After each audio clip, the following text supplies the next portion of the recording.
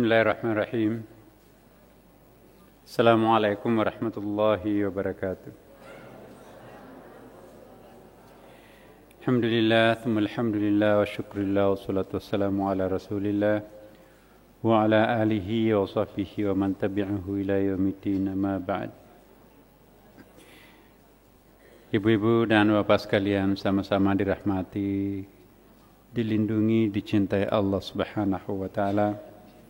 Kita bersyukur pada hari Senin Mubarakah ini bisa kembali ke rumah Allah Subhanahu wa ta'ala dengan tiada lain harapan dan tujuan kita kecuali litaqarrub ilallah, mendekatkan diri sedekat-dekatnya kepada Allah Subhanahu wa ta'ala. Untuk itu marilah kita memohon kepada Allah agar pada maghrib kali ini sampai isya sebentar, insyaallah hujan rahmat berkahnya Allah Subhanahu wa taala senantiasa tercurah untuk kita semuanya.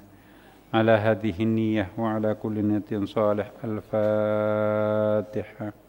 A'udzu billahi minasy syaithanir rajim. Bismillahirrahmanirrahim. Alhamdulillahi rabbil alamin, arrahmanir rahim, maliki yaumiddin. Iyyaka na'budu wa iyyaka nasta'in. Ihdinas siratal mustaqim.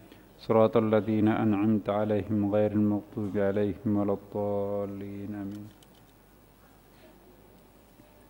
Ibu-ibu dan bapak sekalian, pada maghrib kali ini kita akan membahas tentang apa dampak amal kebajikan di dalam perilaku kita, dalam keadaan sehari-hari kita.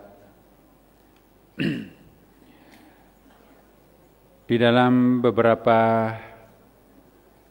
riwayat disebutkan yang nanti saya akan jelaskan, ternyata setiap amal kebajikan kita sebelum sampai nanti dibalas di akhirat, maka di dunia ini sudah dapat kita rasakan dampak tersebut.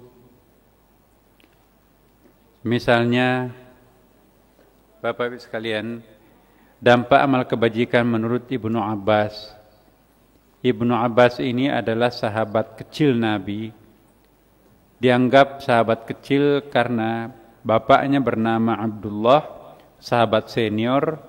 Kemudian dia melahirkan namanya Abdullah bin Abbas, ya. Kemudian lahirlah disebut sebagai Abdullah bin Abbas. Ada beberapa Abdullah pada waktu itu sahabat Nabi. Ada Abdullah bin Abbas, ada Abdullah anaknya Umar bin Khattab, disebut juga Abdullah bin Umar. Ada Abdullah anaknya Zubair, sahabat senior juga, maka itu disebut dengan Abdullah bin Zubair. Ada 5 Abdullah yang sangat terkenal anak muda pada waktu itu.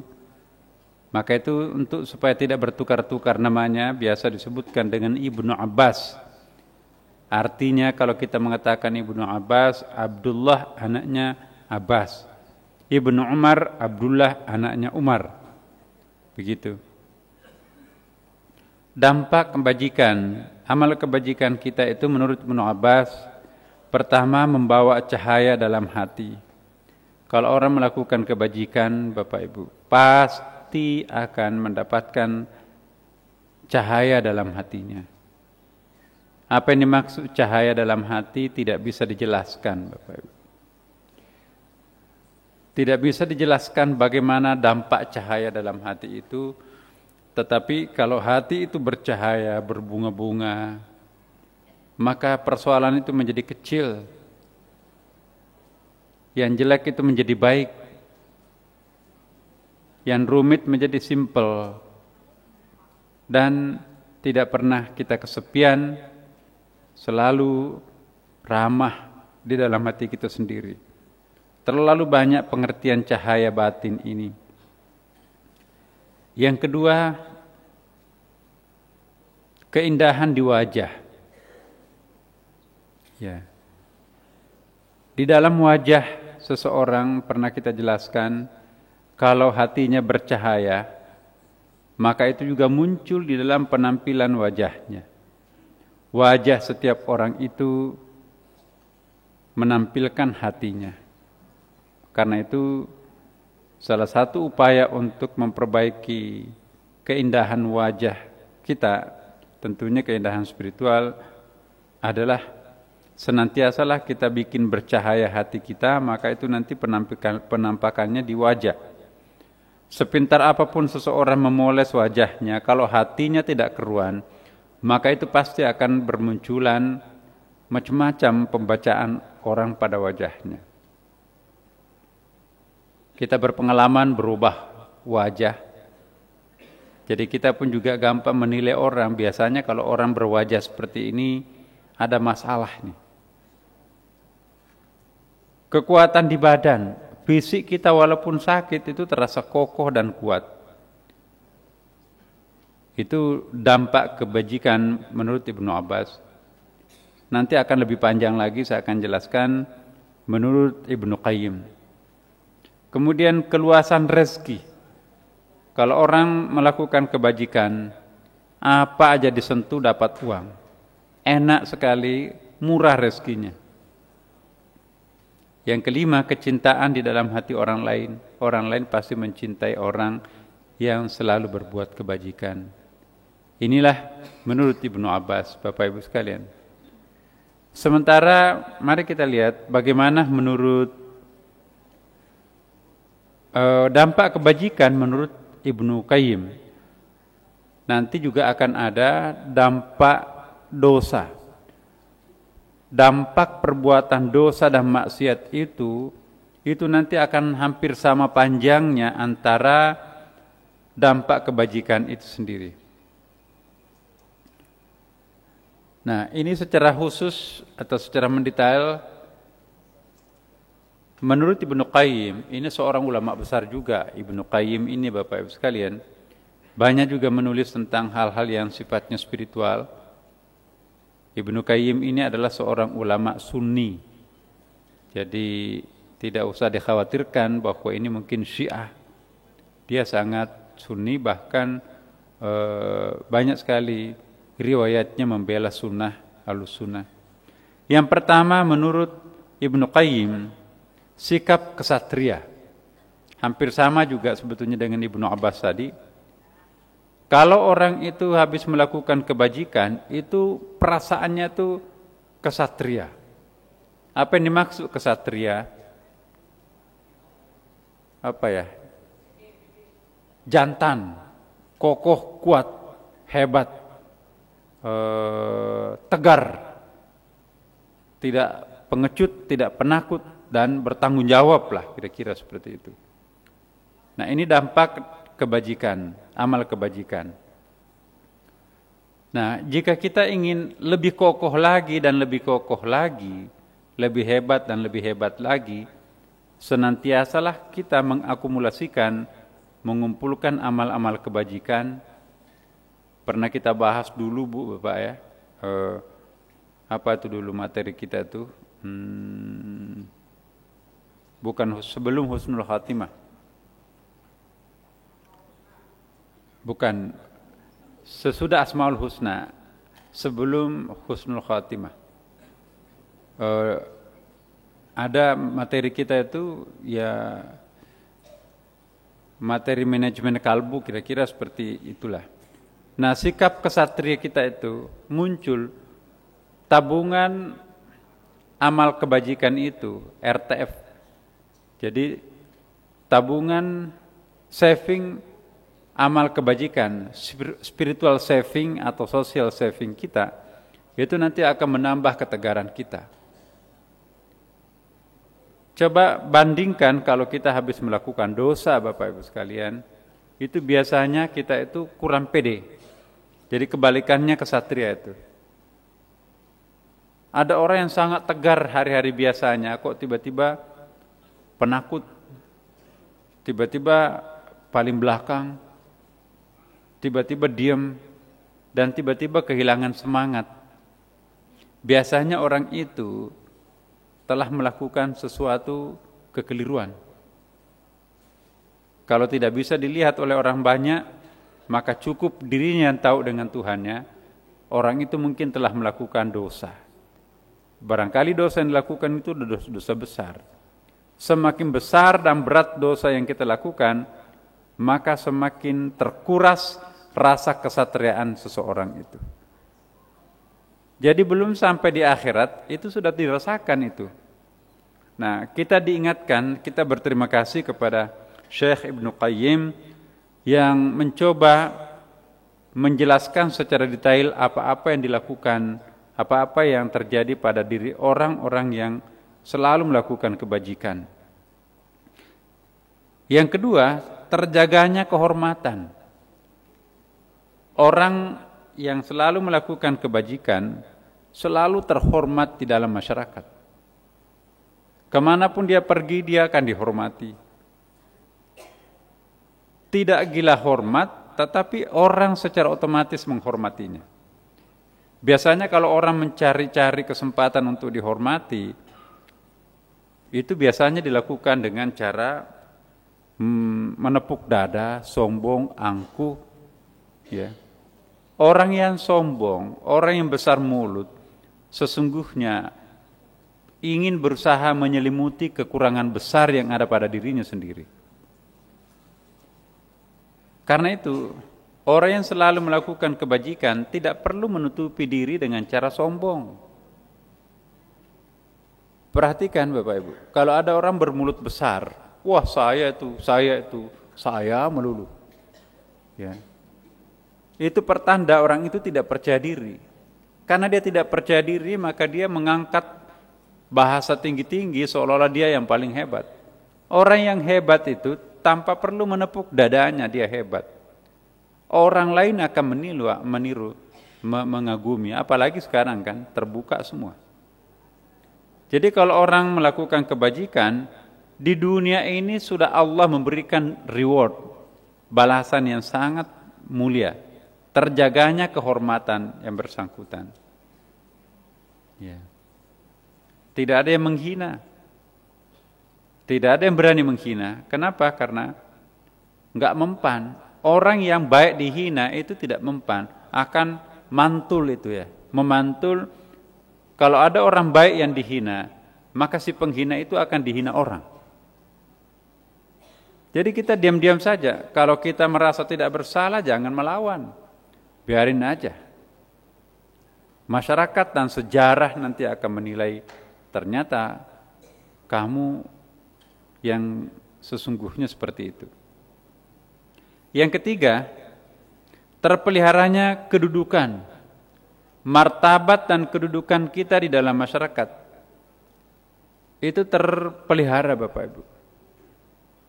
Setiap orang itu punya kedudukan dan punya peran, punya fungsi di dalam masyarakat. Sekecil apapun kita, pasti kita punya peran. Contohnya di masjid kita di sini, kita jangan memandang enteng orang yang paling rendah gajinya di tempat ini, mungkin siapa? Ya, itu punya peran. Pesawat saja, sekrup kecilnya saja yang rusak, itu bisa tidak terbang. Karena itu kan lampu-lampu sinyal-sinyal otomatnya itu akan muncul. Jadi kita jangan memandang enteng yang kecil, sebab itu merupakan subsistem dari totalitas sistem yang ada di dalam sebuah segala sesuatu yang sangat penting itu. Jadi terpelihara kedudukan kita. Jangan takut digulingkan Bapak Ibu. Selama kita dekat dengan Tuhan dan selalu melakukan kebajikan, bukan kita yang memelihara diri kita sendiri. Malaikat yang Allah turunkan untuk memelihara kedudukan itu. Berkali-kali minta untuk diganti, tapi kok nggak pernah diganti. Selalu ada saja membela, dan pembelanya itu lebih hebat. Nah. Inilah dampak amal kebajikan atau amal soleh itu sendiri. Yang kelima, cinta sesama manusia. Jadi kalau orang melakukan kebajikan, amal soleh, dia merasa mencintai semuanya. Dia tidak punya musuh. Sekalipun mungkin ada orang yang memusuhinya, tetapi dia sendiri secara pribadi Tidak pernah ada orang yang dibenci, tidak ada orang yang dimusuhi. Semakin banyak kebajikan yang kita lakukan, maka semakin kita cinta terhadap orang lain. Tapi kalau kita sangat pelit, maka kecurigaan kita itu muncul pertama, nggak usah dikasih itu kan nanti bohong itu, tukang minta-minta itu. Sudah nggak mau ngasih, dimarahi lagi kan orang lain itu. Jadi Bapak Ibu sekalian, terpeliharanya kedudukan kita itu. Kalau ingin dipelihara kedudukannya, kedudukan di sini bisa seperti fungsi. Orang tidak punya jabatan tapi punya fungsi kan. Lain fungsi, lain jabatan. Ada orang tidak punya jabatan tapi punya fungsi atau punya peran di dalam masyarakat. Banyak orang yang punya kedudukan tapi tidak berfungsi. Banyak orang yang berfungsi tetapi tidak punya kedudukan. Nah, mana yang lebih penting? Punya kedudukan tapi tidak punya fungsi, atau tidak punya kedudukan tetapi punya fungsi dan peran dalam masyarakat? Idealnya dua-duanya kan Ibu katanya. Jadi punya kedudukan tapi punya fungsi. Tapi kalau mau dipilih satu di antaranya choice kita, kedudukan tanpa fungsi atau fungsi tanpa kedudukan, maka lebih baik fungsi peran tanpa kedudukan. Untuk apa kedudukan itu sendiri? Nampang, tapi enggak ada isinya. Ya. Insya Allah kalau kita dekat dengan Tuhan, senantiasa melakukan kebajikan, ya, kedudukan dipelihara, nanti juga ada fungsi. Yang keempat, terlindunginya harta. Harta yang baik Bapak Ibu, sering kita kan mengatakan begini, kalau insya Allah saya kok merasa akan kembali barang saya yang hilang itu, karena itu murni 100% halal. Masya Allah, kembali barang hilangnya itu. Jadi kalau kita yakin bahwa harta kita itu baik, tidak ada pikiran yang ingin mencoba-coba untuk merampasnya, merampoknya. Tapi kalau memang di situ ada unsur sekecil apapun melekat pada harta kita itu tidak mampu untuk memproteksi niat jahat dari penjahat. Jadi yang bisa memproteksi harta itu supaya tidak pindah tangan adalah kebajikan kita sendiri. Amal kebajikan inilah yang akan memelihara harta benda kita. Termasuk di sini properti yang lain, ya kan. Yang kelima, cinta sesama manusia. Ya, tadi ada cinta sesama manusia, dia mencintai manusia. Yang keenam, terpeliharanya hubungan baik antara sesama manusia. Kalau yang 5 ini ya, dianya yang mencintai manusia, orang lain. Kalau yang keenam ini, orang lain yang mencintai dirinya sendiri. Terpeliharanya hubungan baik antara sesama manusia. Jadi orang lain yang mencintai dirinya. Kadang-kadang kita tidak mencintai orang, biasa-biasa saja kita terhadap orang itu. Tapi orang lain itu yang membela kita. Siapa yang menggerakkan hati itu untuk membela kita? Amal kebajikan itu, Bapak Ibu. Jadi tidak ada ruginya kita melakukan amal kebajikan itu. Pasti amal kebajikan itu berdoa, ya Allah, Tuanku ini. Nanti kita akan melihat kebalikannya Bapak Ibu. Insya Allah diikuti saja, ini menarik sekali. Itu hampir paralel. Saya tadinya mau bikin kolom-kolom tapi tidak simetris. Ini kita dahulukan kebajikan dulu. Nanti kesempatan akan datang, dampak negatif dosa itu jejeran juga seperti ini. Cinta sesama manusia, terpeliharanya hubungan baik antara sesama manusia. Yang ketujuh adalah hidup yang layak. Kalau orang baik terhadap Tuhan, sering melakukan kebajikan, pasti hidupnya akan layak. Walaupun menurut kita sederhana, tetapi bagi dia sendiri qanaah. Apa itu qanaah Bapak Ibu sekalian?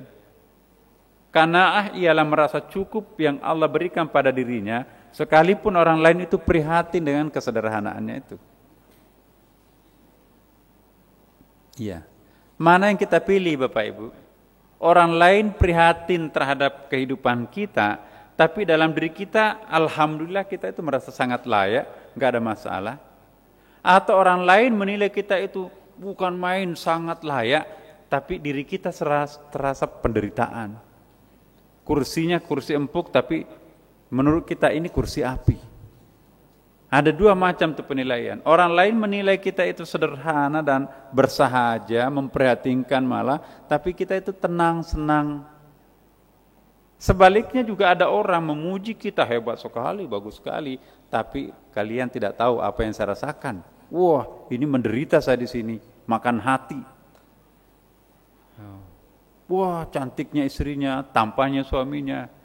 Kalian nggak tahu apa yang saya rasakan. Nah, ada juga yang melihat, aduh kok istrinya begitu atau suaminya begitu, tapi belum tahu saya damai dengan pendamping saya itu. Mana yang kita pilih? Dua pilihan di sini. Tentu kedamaian kan Bapak Ibu. Nah, kalau kita melakukan amal kebajikan, Allah yang akan memilihkan mana yang terbaik untuk kita. Subhanallah Bapak Ibu. Ya. Berikutnya,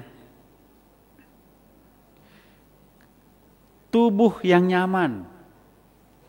Tubuh yang nyaman itu sesungguhnya mirip dengan sehat ya. Tapi bukan sekedar sehat di sini. Jadi seolah-olah kita hidup dalam zona yang nyaman, Bapak Ibu. Kalau sekedar sehat belum tentu zona nyaman kan. Kalau zona nyaman walaupun sakit-sakit sedikit tapi kita berada pada zona yang nyaman. Nah, jadi tubuh yang nyaman ini enak bawaannya begitu ya. Kita syukurlah melihat diri kita itu alhamdulillah sehat lahir batin, sementara teman-teman kita itu menderita. Nah, itu dampaknya adalah rasa nyaman itu muncul dari doa amal kebajikan kita itu. Yang kesembilan, hati itu menjadi kuat. Hati itu kadang-kadang kuat dan kadang-kadang anjlok gitu ya. Kita itu sepertinya lagi nggak mood. Jadi bad mood itu semua. Jadi kalau kita tidak bagus, tidak nyaman, hati kita nggak nyaman, siapapun datang tuh, itu cenderung kita tidak menghormatinya. Apapun yang dikasih orang, cenderung kita tidak berterima kasih terhadapnya. Kenapa? Karena persoalannya bukan pada orang lain, bukan di luar dirinya, persoalan itu ada pada dirinya sendiri. Nah, dengan amal kebajikan yang kita lakukan, hati itu akan kokoh dan kuat menerima rintangan, tantangan apapun. Gelombang dahsyat kehidupan ini akan dinetralisir oleh hati kita yang kuat. Kenapa hati kita menjadi kuat? Karena kita suka melakukan amal kebajikan.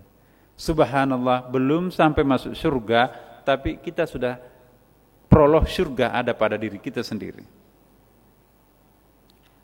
Kita percepat yang ke-10 Bapak Ibu sekalian. Jiwa yang baik.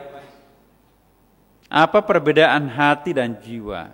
Jadi kalbu dan nafsun. Ya, jadi kalau hati itu ya muqallibal qulub, hati, kalbu, jiwa. Jadi unsur batin kita lah. Jadi kalau hati itu iya untuk sementara disamakan, tapi dalam bahasa Arabnya ada kalbun, ada roh, ada zauq, ada sadr. Ya.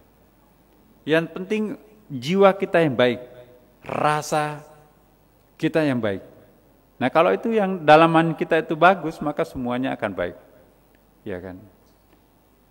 Datang tidak sempurna, ada orang yang tidak menghormati kita, itu enggak meletup kita, enggak meledak kita. Kenapa? Dalaman hati kita itu sehat. Tapi jangan coba-coba kalau hati yang sakit, didekati dengan kurang ajar, itu akan ditampar, akan dimacam-macamin. Tapi kalau hati kita itu kokoh, menjadi kuat dan bersih, seperti apapun jungkir balik Anda di hadapan kami, Itu urusan kamu dengan Tuhan. Itu urusan kamu dengan masyarakat. Yang penting aku tidak bergeming sedikit pun, tidak akan terpancing dengan orang yang ada di sekitarnya. Itu pemilik hati yang baik. Budi yang halus. Jadi lebih kepada perilaku ini Bapak Ibu. Orang yang rajin beribadah, baik hubungan human relationnya, amal solehnya banyak, budinya halus. Kehalusan budi pekerti itu bukan diucapkan Bapak Ibu. Justru tidak terucap. Siapa yang mengucapkan aku baik loh. Nah, itu pertanda yang bersangkutan itu menutupi kelemahannya. Ya. Jadi hati-hati Bapak Ibu. Kadang-kadang kita akan mendeklar bahwa kita itu baik, atau mungkin bukan dirinya, suaminya, oh suami saya baik sekali. Oh kalau suami saya pokoknya selalu memuji suaminya di depan pengajian-pengajian. Itu sesungguhnya menyembunyikan kebalikannya yang terjadi itu. Ya. Sama juga sebaliknya, kalau ada laki-laki selalu memuji terbuka istrinya di depan umum. Coba tanya istrinya benar enggak? Di mulut. Jadi kebaikan itu tidak perlu dimulutkan, tidak usah diucapkan. Nah, itu yang disebut dengan budi yang halus. Insya Allah kalau kita melakukan banyak amal soleh, maka budi pekerti kita itu akan sangat bagus. Ya. 12. Dada yang lapang. Kalau dada kita lapang, pasti tidak gampang tersinggung. Sampah seperti apapun datang akan ditelan oleh samudra tanpa merubah samudra itu sendiri. Sungai Ciliwung yang hitam itu, apakah mampu merubah samudra? Enggak. Laut tetap biru. Kenapa? Karena terlalu lebar laut itu untuk dikotori oleh sungai. Di mana-mana sungai pasti lebih kecil daripada samudra. Nah, kalau dada kita menjadi seperti samudra, sebesar apapun sungai akan menghantam kita, itu tidak akan berubah mewarnai samudra itu sendiri. Tapi sebaliknya, kalau hati kita itu sempit, maka pasti kita akan sumpek. Tersinggung sedikit, itu akan bisa meledak. Kenapa? Karena hatinya seperti gelas. Saya sering mencontohkan, gelas ini jernih, tapi kalau ditetesin tinta 1 tetes atau taruh 1 sendok kopi, ini bisa menjadi hitam sekaligus. Tetapi sehitam apapun kopi itu tidak akan pernah merubah warna samudra. Jiwa yang lapang tidak akan bergeming sedikit pun dengan upaya apapun yang dilakukan orang terhadapnya. Dada yang lapang. Inilah dampak positif daripada amal kebajikan yang sering kita lakukan. Ke-13, keamanan dari ancaman orang fasik dan orang jahat. Tolak bala Bapak Ibu. Ya. Kalau orang melakukan kebajikan, kebakaran semua di sekitarnya, rumahnya juga kebakaran, tapi hanya terasnya. Harta bendanya di dalamnya itu enggak. Itu bukan orang sembarangan tuh. Ya. Hati-hati kita Bapak Ibu sekalian. Berniat baik terhadap orang yang ahli ibadah, itu seringkali mantul. Mendoakan orang ahli ibadah untuk jelek. Misalnya Pak Haji, jamaah Sunda Kelapa. Saya sakit hati sekali sama dia itu. Masa anaknya ranking, anak saya enggak. Ya Allah, apa itu namanya itu? Bangkrutkan dia. Yang didoakan jelek itu adalah ahli ibadah, sementara dirinya sendiri bukan ahli ibadah. Doanya itu nanti akan mantul menghantam dirinya sendiri. Yang tambah hancur adalah dirinya sendiri. Jangan mempermainkan orang ahli ibadah, Bapak Ibu. Sebab itu dibungkus oleh ribuan malaikat. Dia suka membaca surah Al-Fatihah. 1 kali kita membaca surah Al-Fatihah, Bapak Ibu sekalian, 20.000 malaikat yang mengawal kita itu. Iya. Keamanan dari ancaman orang fasik. Orang fasik itu orang yang suka merusak. Dan orang jahat yang suka menjahati kita. Ya. Insya Allah kalau kita rajin beribadah, pasti ada bedanya dengan orang yang tidak rajin beribadah. Dari segi ancaman, ya. Banyak sekali contoh-contoh ajaib orang yang ahli ibadah itu menaklukkan penjahat. Syekh Abdul Qadir Jailani yang sangat terkenal di Indonesia sebagai dipersepsikan sebagai Imamul Aulia, Sayyidul Aulia, penghulunya para wali. Sejak anak muda itu sudah dikagumi orang. Ya, dia pernah menaklukkan gerombolan perampok di padang pasir yang paling ditakuti. Padahal itu masih remaja pada waktu itu. Saya pernah ceritakan. Ya. Dia sangat taat terhadap kedua orang tuanya. Rupanya ini Bapak Ibu sekalian, kalau orang itu taat sekali terhadap ibunya dan bapaknya, selalu ada keajaiban bagi anak itu. Cerita-cerita seperti ini banyak sekali. Maka itu pernah saya ceritakan waktu kemarin pengalaman di Shanghai itu. Karyawan di perusahaan itu mencuci dan memberi sabun, bahkan menggunting kuku ibunya dan bapaknya secara rutin. Orang yang mengabdi secara tulus kepada kedua orang tuanya, banyak sekali kisah-kisah ajaib. Pernah kita dengarkan hadis sahih, pintu yang ditutupi oleh batu besar tidak bisa diangkat, itu karena kebaikan terhadap kedua orang tuanya. Dia bertawassul, maka batu itu bisa menggeser. Orang tua itu adalah istimewa. Siapa yang taat, santun, sopan, menghargai orang tuanya, maka itu akan ada keajaiban yang bersangkutan. Keajaiban negatif yang juga bisa terjadi kalau durhaka terhadap kedua orang tuanya. Maling kundang. Kisah maling kundang itu banyak itu. Cuman yang diangkat itu menjadi apakah itu mitos atau enggak. Tapi yang jelas cerita-cerita tentang anak durhaka itu banyak. Banyak orang yang celaka karena durhaka terhadap kedua orang tuanya. Tapi juga banyak orang yang luar biasa seperti dapat mukjizat karena dia memperbaiki hubungannya dengan kedua orang tuanya. Nah,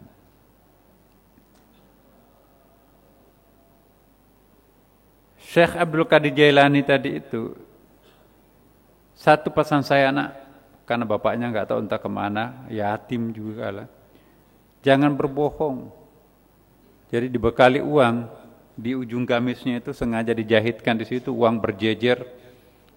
Kamu mau kemana anak muda? Mau pergi sekolah ke Baghdad, karena tinggalnya di Mekah kan. Mau ke Baghdad sekolah. Kamu enggak bawa barang berharga? Iya, yang lainnya itu kan di depan pedagang. Saya anak sekolahan, saya santri mau nyantri di Baghdad, di Irak. Kamu tidak bawa apa-apa? Ada. Apa? Uang. Mana uangnya? Sudah digeledah kan enggak ada. Di jahitan baju saya paling bawa baju gamis itu. Begitu diperiksa ternyata memang penuh dengan uang. Melingkar uang-uang itu untuk bekal berapa tahun di Baghdad itu. Kenapa kamu bodoh? Kami kan sudah periksa tadi.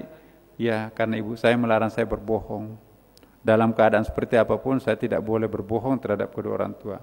Termasuk di hadapan Anda. Dia laporkan hal ini pengalamannya itu kepada bos penjahat itu. Singkat cerita, akhirnya bosnya penjahat itu sadar, menangis. Sudah sekian lama saya hidup di dunia ini, sudah bau tanah, tua seperti ini. Malam melintang kejahatan yang kami lakukan, kamu masih muda tapi kok bisa melakukan kejujuran luar biasa seperti itu. Akhirnya barang rampasannya itu dikembalikan ke semua yang punya dan bersama pasukannya dia kembali ke kota, taubat menjalani ibadah. Jadi kalau orang taat terhadap kedua orang tuanya, selalu ada keajaiban istimewa. Tapi sebaliknya kalau orang itu durhaka terhadap kedua orang tuanya, pasti juga akan merasakan keistimewaan tersendiri juga. Makanya itu saya secara pribadi Bapak Ibu sekalian kurang setuju dengan panti jompo.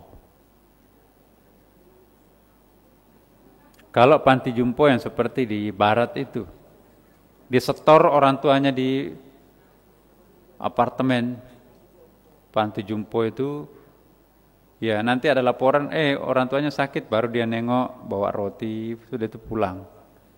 Seperti orang tuanya nggak ada gunanya lagi. Ya, saya pernah berdialog dengan seorang orang keturunan Cina di Kanada itu.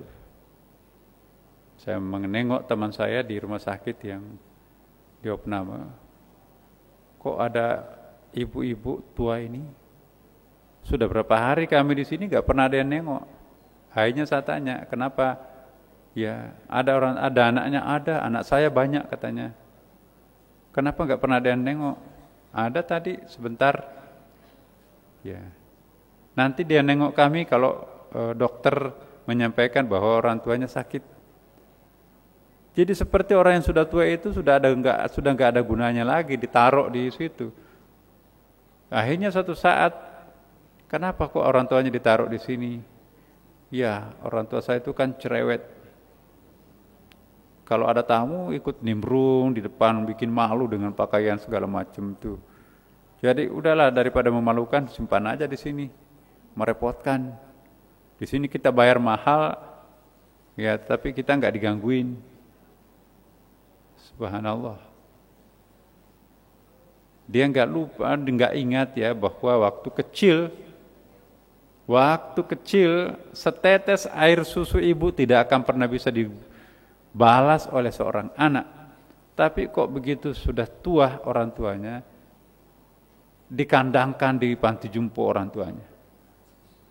Ya, saya katakan dikandangkan karena di situ sebaik-baiknya pengurusnya itu, susternya itu, satu suster harus menangani 20 ibu-ibu atau bapak-bapak di situ, tentu nggak sanggup itu. Maki-maki. Kalau anak-anak yang maki orang tua itu mungkin tidak seberapa sakitnya, tapi kalau yang maki-maki orang lain tambah sakit itu.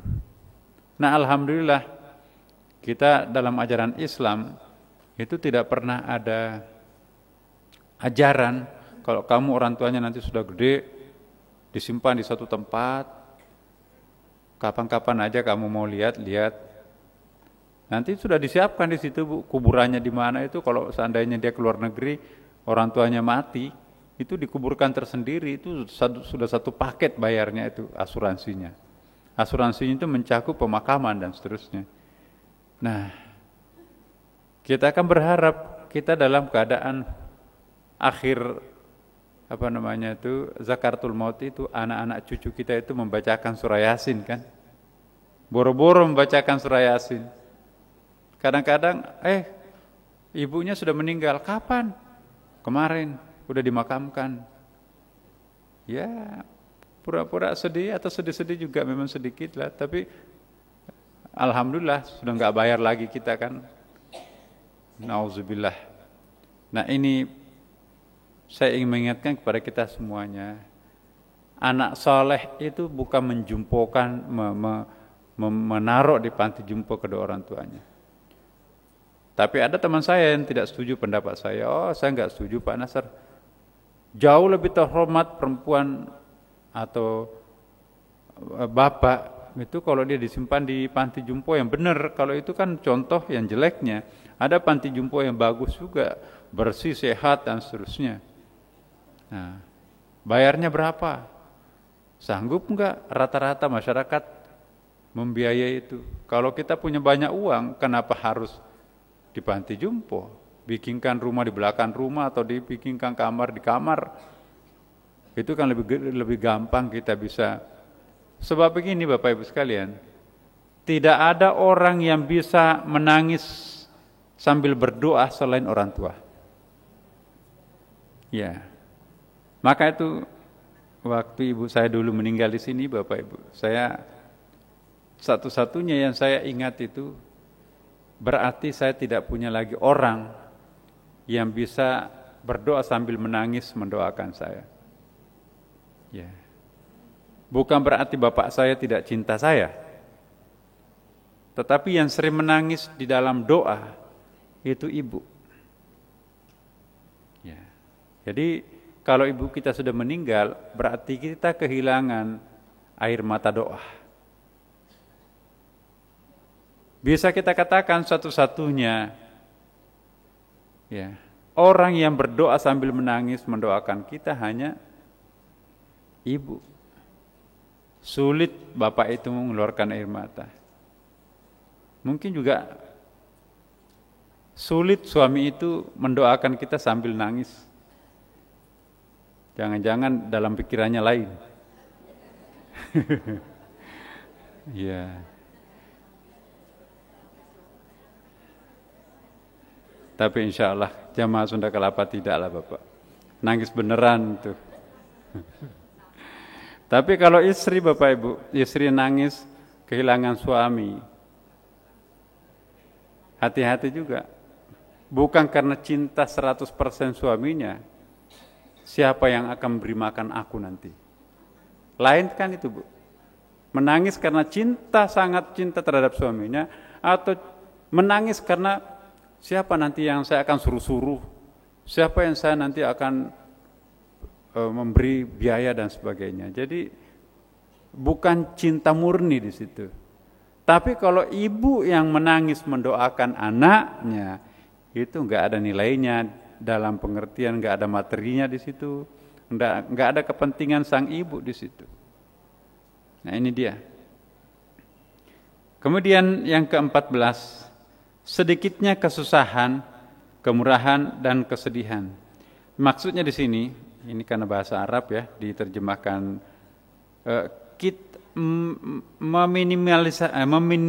meminimalisasi kesusahan, kemuraman, muram ya, muram durjah dan kesedihan. Kalau orang rajin beribadah, amal salehnya banyak, ya, rasa susah, rasa muram durja dan kesedihan itu tidak akan sampai maksimum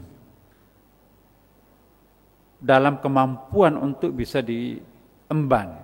Kenapa? Karena dia di backup, seperti ada fair di situ, ngeper gitu. Kalau nggak ada fair itu kan bisa berantakan. Jadi kalau orang ahli ibadah jatuh tidak akan sampai ke dasar. Ada yang jemput di situ, sehingga tidak sakit. Apa yang jemput? Kebajikan. Amal kebaikan itu selalu menjadi alas agar kita itu tidak sampai rapat ke tanah kalau jatuh. Bahkan berfungsi semacam karet di situ. Tidak akan sakit. Ya. Bapak Ibu mungkin sudah pernah merasakan sendiri, tapi bingung, loh kok bisa ya? Kok bisa ya? Kenapa ya? Mestinya seperti ini, tapi kok enggak? Dan memang seperti itu. Kebajikan yang pernah kita lakukan dengan ikhlas, itu akan datang membantu kita pada saat kita sedang kesedihan atau kesulitan. Ya. Kembali seperti lagi tadi yang saya tekankan, jangan mencoba mempermainkan apalagi menghina orang ahli ibadah. Karena yang kita hina itu bukan dia, tapi Tuhannya. Ke-15, keluhuran jiwa untuk tidak berbuat hina. Kalau orang sudah luhur jiwanya, masih ada enggak keinginan untuk berbuat sesuatu yang hina? Ya. Yang mendorong orang untuk melakukan perbuatan hina itu ketidakadaan iman. Kalau orang itu beriman, kalaupun melakukan dosa, tidak mungkin melakukan dosa maksimum. Jangan diambil semua deh. Ini perampok yang baik. Nanti kasihan tuh. Ada perasaan iba itu. Tapi kalau perampok ganas nggak ada kebajikannya, sudah membunuh, memperkosa sebelumnya, habis itu dibakar. Nauzubillah min dzalik. Nah, jadi orang yang melakukan kebajikan, dampak positifnya itu tidak akan membawa orang itu melakukan kejahatan maksimum. Ya. Pasti selalu ada ruang kebajikan yang tersisa di situ. Yang ke-16, kan ini ada 44 semuanya, Bu. 16, terlindungnya cahaya hati dari gulita kemaksiatan. Kalau orang rajin melakukan kebajikan, maka lentera hatinya akan hidup, tidak akan redup. Lentera hati itu penting, karena kalau lentera hati tidak ada, tidak bisa orang berjalan di atas siratal mustaqim.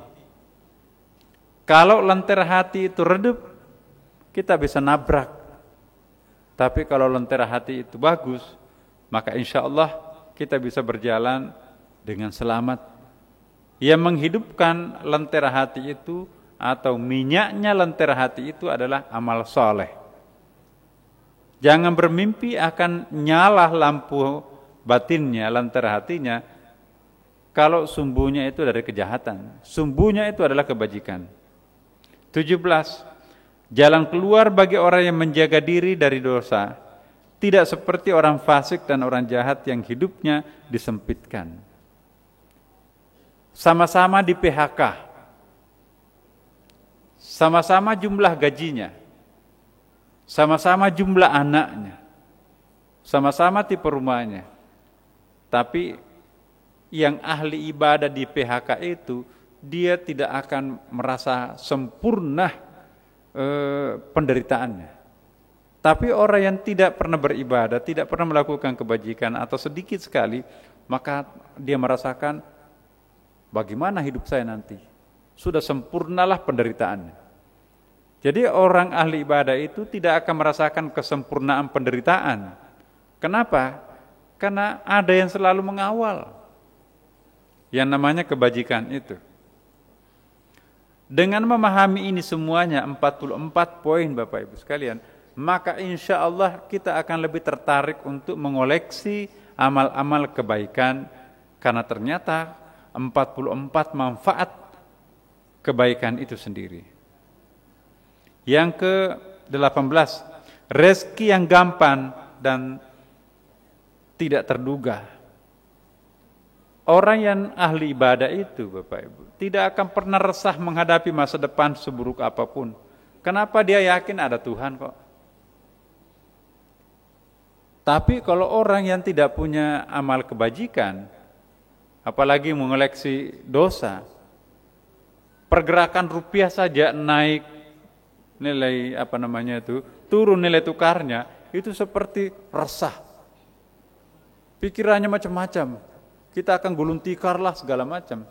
Tapi kalau orang yang ahli ibadah tidak sampai sejauh itu berfikirnya. Dia yakin, wa ma min dabbatin fil ardi illa 'alallahi rizquha. Tidak ada makhluk yang melata di atas muka bumi ini melainkan Allah pasti akan menjamin rezekinya. Jadi kalau orang yang punya kebajikan, punya keimanan, sebesar apapun misalnya hartanya dirampas atau istilahnya dimiskinkan, dia selalu teringat, bukankah aku lahir dulu tanpa sehelai benang, sekarang sudah punya banyak rumah.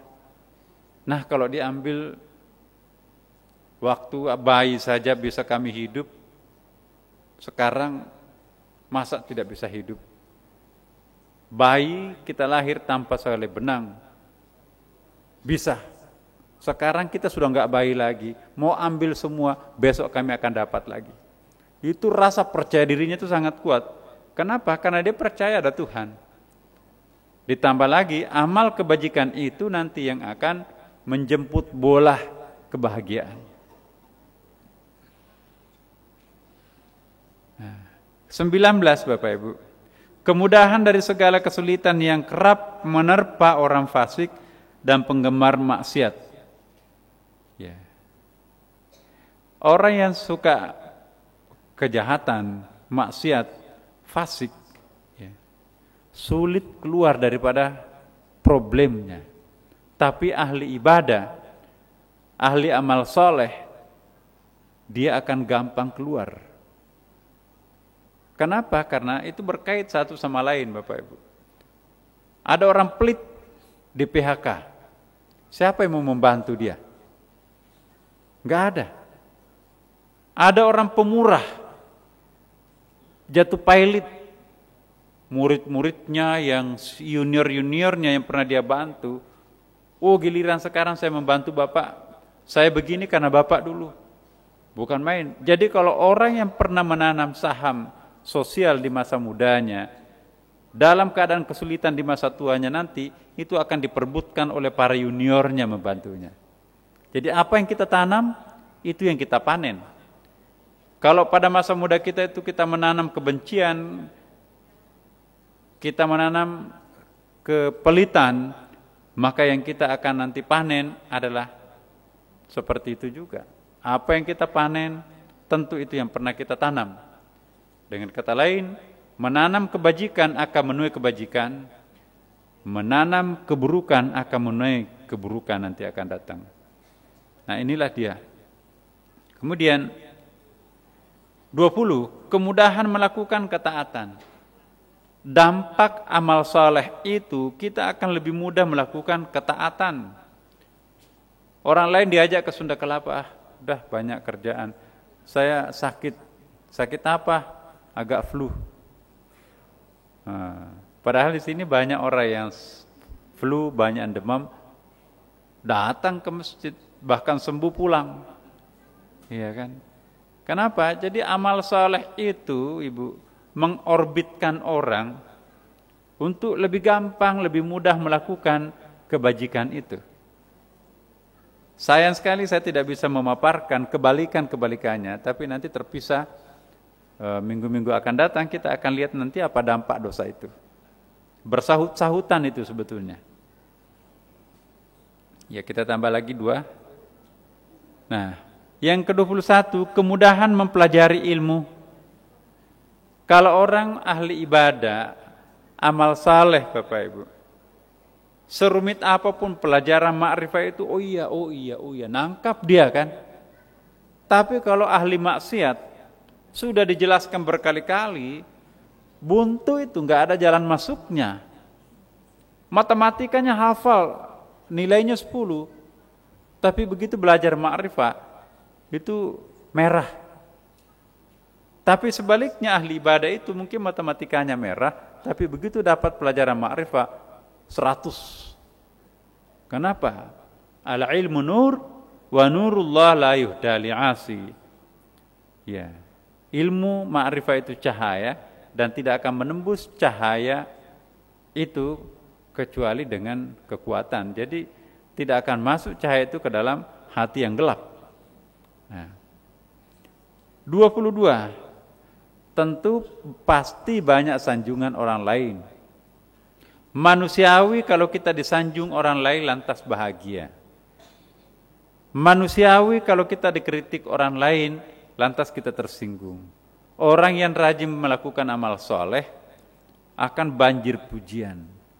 Tapi saya ingatkan, sewajarnya lah menerima pujian itu, karena kalau orang menikmati pujian berarti khawatir Tuhannya terlupakan di situ. Seolah-olah ia melakukan keberhasilan dirinya, padahal keberhasilan itu dari Allah Subhanahu wa taala. Subhanallah. Terakhir, doa dari banyak pihak. Kalau orang melakukan kebajikan, banyak yang mendoakan. Yang mendoakan siapa Bapak Ibu? Yang berdoa untuk kita siapa? Bukan hanya manusia loh. Itu kalau kita baca bukunya Imam Syafi'i. Kita sujud, ada pasir melengket di sini. Mungkin di karpet kita tidak terlalu bersih, ada pasirnya nempel di atas kening kita. Sebiji pasir. Qaul Imam Syafi'i mengatakan biarkan dia bertengger di situ. Sepanjang dia bertengger pasir itu, sepanjang itu dia nanti akan jadi saksi. Aku jadi saksi ya Allah ketika hambamu ini sujud. Yang kedua, di samping jadi saksi, dia juga berdoa, ya Allah, ini hambamu. Kan tidak ada benda mati kan?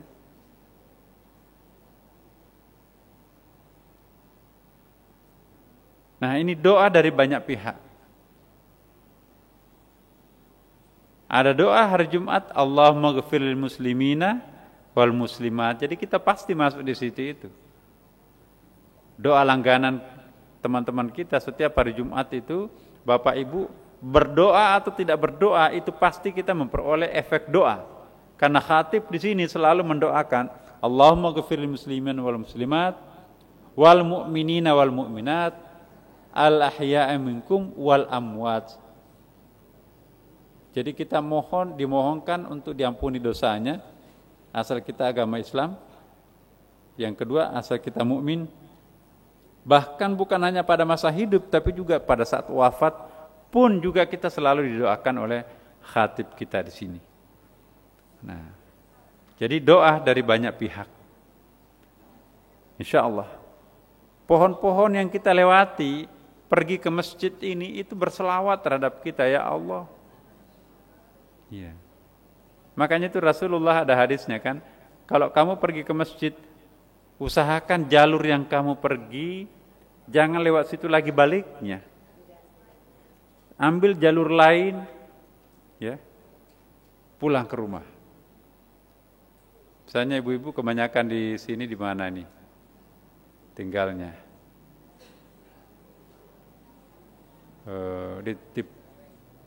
Cengkareng. Di Tanah Abang. Jadi kalau pergi ke sini lewat Blok M. Nanti pulang lewat Tanjung Priok. Iya. Jadi pahalanya banyak itu.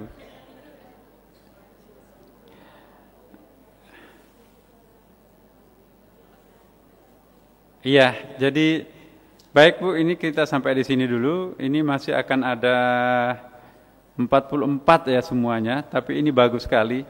Insyaallah keseluruhannya ini nanti akan, ini masih dunia ya. Jadi bagian terakhir nanti itu urusan-urusan dampaknya di akhirat, di alam barzah.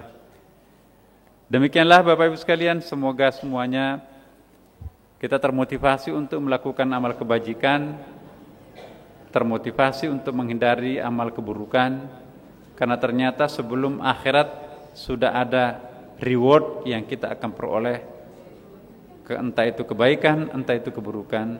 Dan semoga Allah Subhanahu wa taala memberkati semua perjuangan kita, mujahadah kita ya sampai ke tempat ini. Semoga ibu-ibu dan bapak-bapak pulang ke rumahnya masing-masing dengan selamat dan membawa pulang berkah. Al-Fatihah. A'udzubillahi minasyaitonirrajim. Bismillahirrahmanirrahim. Alhamdulillahirabbil alamin arrahmanir rahim maliki yaumiddin. Iyyaka na'budu wa iyyaka nasta'in. Ihdinas siratal mustaqim. Siratal ladzina an'amta 'alaihim ghairil maghdubi 'alaihim waladdallin. Assalamualaikum warahmatullahi wabarakatuh.